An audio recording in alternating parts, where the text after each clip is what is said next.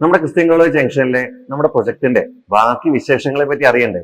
ഇന്ന് നമ്മൾ അതേപറ്റിയാണ് ഡിസ്കസ് ചെയ്യാൻ പോകുന്നത്. നമസ്കാരം, ഗ്ലാസ് മെന്റോസിലേക്ക് സ്വാഗതം.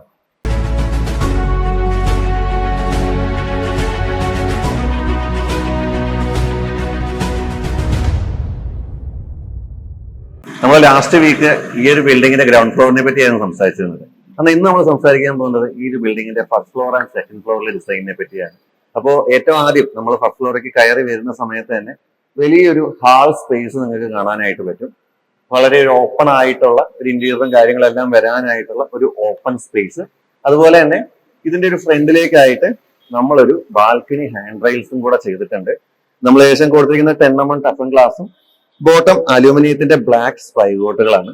മുകളിൽ വന്നിരിക്കുന്നത് തേക്കിന്റെ വുഡാണ്. നോർമലി പുറത്ത് തേക്കിന്റെ വുഡ് ചെയ്യാൻ പറ്റുമെന്ന് ചോദിക്കും. എന്നാൽ നമുക്കുള്ള വലിയ സൺഷെയ്ഡും കാര്യങ്ങളൊക്കെ ഉള്ളത് കൊണ്ട് തന്നെ നമുക്കിവിടെ വുഡ് ചെയ്യുന്നതിൽ ബുദ്ധിമുട്ടില്ല. അതേ സമയത്ത് നമുക്ക് വെയിലും മഴയൊക്കെ ആണെന്നുണ്ടെങ്കിൽ നമുക്കിവിടെ അലൂമിനിയം അവൈലബിൾ ആണ്. ഏത് തരത്തിലുള്ള വുഡൻ ഫിനിഷ് വേണമെന്ന് മാത്രം പറഞ്ഞാൽ മതി.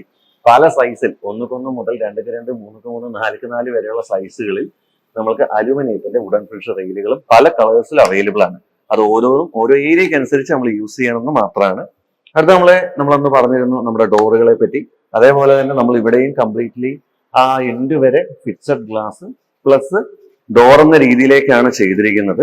ഈ ഒരു ഡോർ നമ്മൾ ഓപ്പൺ ചെയ്യുന്നത് അകത്തേക്കും, അതേപോലെ തന്നെ അന്ന് നമ്മൾ പറഞ്ഞിരുന്നു ഇത് 2 ബിൽഡിങ്ങുകൾ തമ്മിലാണ് ഇവിടെ കണക്ട് ചെയ്തിരിക്കുന്നത്. അതുകൊണ്ട് തന്നെയാണ് ആ ഒരു ഡോറ് തുറന്നു. അതിനുശേഷം ഈ ഒരു ഡോറ് തുറന്നു വെച്ചതിന് ശേഷമാണ് നമ്മൾ ആ ബിൽഡിങ്ങിൽ നിന്നും ഈ ഒരു ബിൽഡിങ്ങിലേക്ക് കയറി വരുന്നത്. നമുക്ക് താഴെ ഒരു പ്ലാറ്റ്ഫോം കാണാം. നമ്മൾ ആ ഒരു കോർണറിലായിട്ടാണ് നമ്മൾ ഫ്ലോർ സ്പ്രിങ്ങുകൾ സെറ്റ് ചെയ്തിരിക്കുന്നത്. അതിനുശേഷം ഒരു പ്ലാറ്റ്ഫോം അതിനടിയിൽ ACP കട്ട് ചെയ്ത് ആ ഒരു പോർഷനിൽ ഇട്ടിട്ടുണ്ട്. എപ്പോൾ വേണമെന്നുണ്ടെങ്കിലും നമുക്ക് അങ്ങോട്ടും ഇങ്ങോട്ടേക്കും പാസ് ചെയ്യാവുന്ന രീതിയിലേക്കാണ് നമ്മളിത് ചെയ്തിരിക്കുന്നത്. പിന്നെ ഇത് നമുക്ക് ടെമ്പററി ആയിട്ടാണ്. ഫ്യൂച്ചറിലേക്ക് വേണമെങ്കിൽ മാത്രം യൂസ് ചെയ്യാം, ഇല്ലെങ്കിൽ യൂസ് ചെയ്യേണ്ട. അതൊക്കെ കസ്റ്റമേഴ്സിന്റെ ആ ഇഷ്ടമാണ് എങ്ങനെ ചെയ്യണം എന്നുള്ളത്.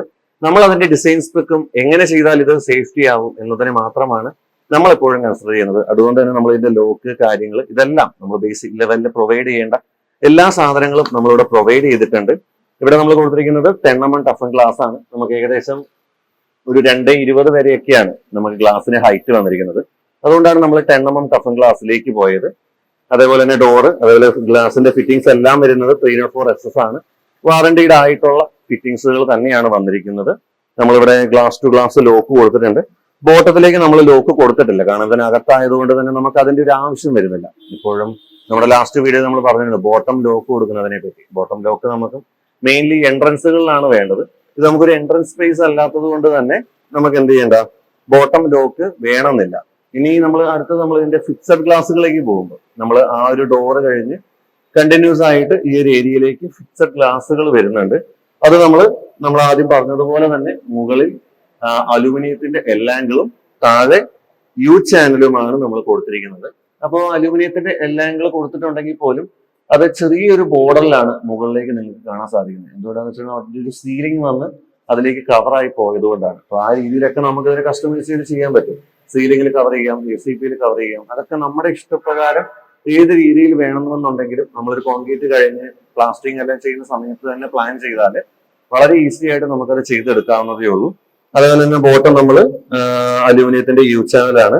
2 സൈഡും സിലിക്കോൺ എല്ലാം ചെയ്ത് നമ്മൾ കറക്റ്റ് ആയിട്ട് ഫില്ല് ചെയ്തിട്ടുണ്ട്, ലീക്കൊന്നും അകത്തേക്ക് വരാത്ത രീതിയിൽ.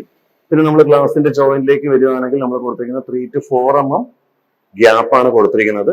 സിലിക്കോൺ പറയാന്നുണ്ടെങ്കിൽ നമുക്ക് വെതർ പ്രൂഫ് സിലിക്കോൺ ആണ്. ഈവൻ ഇത് അകത്താണെങ്കിൽ പോലും ഈ ഒരു ഏരിയയിലേക്ക് മഴയോ വെയിലോ ഒന്നും അധികം അങ്ങനെ വരുന്ന ഒരു ഏരിയ അല്ല, വെട്ടം വരുന്നുണ്ടെങ്കിൽ പോലും. പക്ഷെ എന്നാൽ പോലും നമ്മൾ വെതർ പ്രൂഫ് സിലിക്കോൺ ആണ് യൂസ് ചെയ്യുന്നത്. നമുക്ക് ലോങ് ലാസ്റ്റിംഗ് കിട്ടിയ എപ്പോഴും വെതർ പ്രൂഫ് സിലിക്കോൺ ആണ്. അത് ക്രാക്കായി പോവുക അങ്ങനെയുള്ള പ്രശ്നങ്ങൾ ഉണ്ടാവാതിരിക്കാനൊക്കെ ഏറ്റവും നല്ലത് നമ്മൾ ഈ ഒരു ടൈപ്പ് ഓഫ് സിലിക്കോൺസ് യൂസ് ചെയ്യുന്നത്. അപ്പം ഇന്നത്തെ നമ്മുടെ വീഡിയോയിൽ നമ്മൾ പറയുന്നത് ഈ ഒരു ഫസ്റ്റ് ഫ്ലോറും അതേപോലെ തന്നെ സെക്കൻഡ് ഫ്ലോറും ഈ ഒരു സെയിം ഡിസൈൻ തന്നെയാണ് ഇവിടെ കീപ്പ് ചെയ്തിരിക്കുന്നത്.